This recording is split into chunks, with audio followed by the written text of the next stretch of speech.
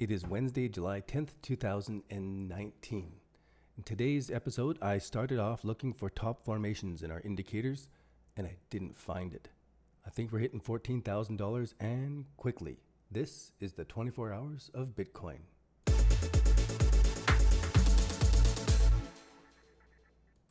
Quick look at the disclaimer. You can pause the video to read through it. This is just market commentary, not trading advice. Let's jump in. It's going to be a quick one here today. Looking at the 5-year time. I'm going to do a special presentation tomorrow to go over all of the details of this up move so that we can look at our indicator set and get an idea of what we're going to see as this kind of pattern unfolds from now into the future.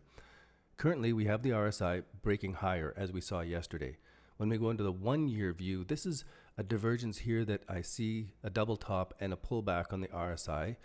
When I zoom into it more, there's still that divergence in the RSI, but this is a little 1, 2, 3 bottom in the RSI, and it does have quite a bit of room to go higher. It's really looking like it could blast off from here. When I zoom in, I see the same thing. I've got sort of a 1, 2, 3 bottom here and strength coming into the RSI. This can break at any time, and when it breaks this trend line, that's going to be key to pay attention to what the technical patterns are. But for now, it's got lots of room to go much more overbought. Here again, as we're zooming into the 1-hour time frame, we do have a divergence and a trend line. So if it breaks this trend line, that will confirm this little wee tiny 1, 2, 3 top formation here, but it still feels to me that it's going on. As I zoom in, then we see this divergence more closely on the 15-minute time frame. Great to have captured it here in this quick episode. Now we go on to the on-balance volume. A little bit easier as we're going higher. It didn't give us the blow-off top yet. As we zoom in, we see that there is overall less volume on this second top than there was. Let's zoom in closer. And as we get in here, this is pretty good volume. That looks pretty fantastic. Starting to zoom into the 4-hour time frame, and we can see that it's continuing strong volume here. Not quite as much as the peak. And as we zoom into the 1-week view, volume, a little less volume, but still looking fantastic. We haven't switched to a dumping volume in here yet. I'm still always paying attention to the potential for any time we have a retest of the top. This is a top, right? Then it come down and it's retesting that top. If it fails and breaks below that, that's a normal failed retest of a recent high. And those are always the places that it turns around. It doesn't have to turn around, but when it does, it always makes those patterns. So I watch for them, always. It's my game. Now here we've got the lesser volume on this shoulder, just a little wee bit. But as we can see here on this shoulder, the volume went a little bit negative. Then we had the big blast and a big blast. It's coming up in blasts. We'll have to see what happens because that is what I look for, the 1, 2, 3 tops. Now we're going to the MACD indicator. You can see in the 5-year view, this is when we're watching this histogram to see that it is going to be easing back when we see the top. Not yet. In the 1-year view, I was also really keen on this one because it had crossed over. It hadn't crossed positive, but now it has crossed positive. That's huge. On the 3-month view, this has crossed positive a little while ago. Positive histograms looking great. We've got higher lows in this MACD, bullish to me.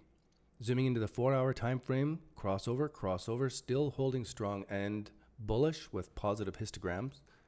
1-week view. This is the first place we've got a crossover and a crossover again on a divergence. So that divergence is important, especially with the crossovers. I want to pay attention to that on the 1-hour time frame. Then we zoom into the closer time frame, 15-minute bars. There's the crossover. It's crossed over a little bit positive. Getting pretty precarious here at the corner edge, actually. The last little bit, and then I'll wrap it up. We're going over the Ichimoku Cloud.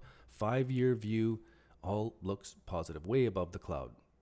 The 1-year view is looking good. The conversion line was coming down to the baseline, but didn't cross over to a negative stance on the 1-day view. It had crossed over negative here on the 12-hour time frame, but it's recrossed now positive. We've got the positive cloud. Everything is looking great for this. That's better than I was expecting to see. Then we have the crossover through the cloud. Up above, we've got the positive twist to the cloud on the 4-hour time frame. 1-hour time frame, we still have a positive outlook here where the conversion line is above the baseline, above the cloud. It is that little wee 1, 2, 3 top formation that is, I always watch them. We'll see. We see this little 1, 2, 3 top, and somebody else was watching, some bigger players than me. And now we have a 1, 2, 3 top. The conversion line is above the baseline, but it is coming into the cloud. Generally, into the cloud, and then we watch the conversion line to go over the baseline again. There's our buy signal. The buy signal in an uptrend. This is what the Ichimoku Cloud is for me. Now we go over to Bitcoin dominance. Really strong. Like it broke out of this ascending wedge triangle. Who knows where it could go? And let's go to the 1-year view and zoom out. It is at important technical levels. So I'll always be watching this for that top formation as well. The inverse of this is the altcoin market cap versus dominance really took a hammering, broke below these levels, and all of the alts have slid down big time. I'm certainly watching for these to flip around now and give us a 1, 2, 3 bottom formation.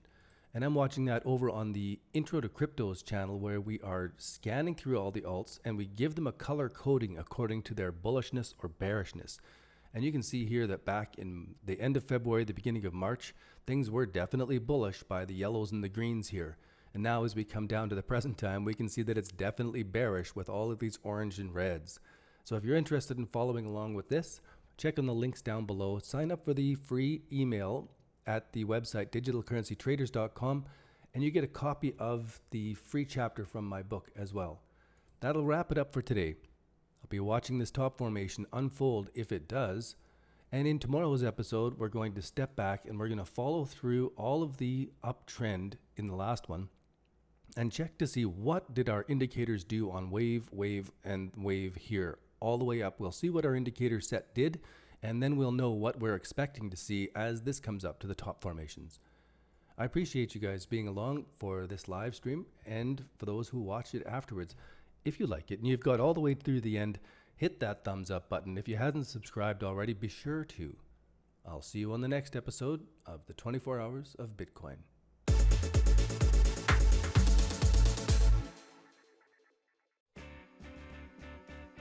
Thanks for watching. If you enjoy my videos here on YouTube, you may also enjoy my newsletter. Begin by downloading the most important trading strategy we teach. And then, once a week, I send out an inspiring email about making your money work for you by micro-trading cryptocurrencies. You can sign up for that over at digitalcurrencytraders.com. Thanks again, and I'll see you next time.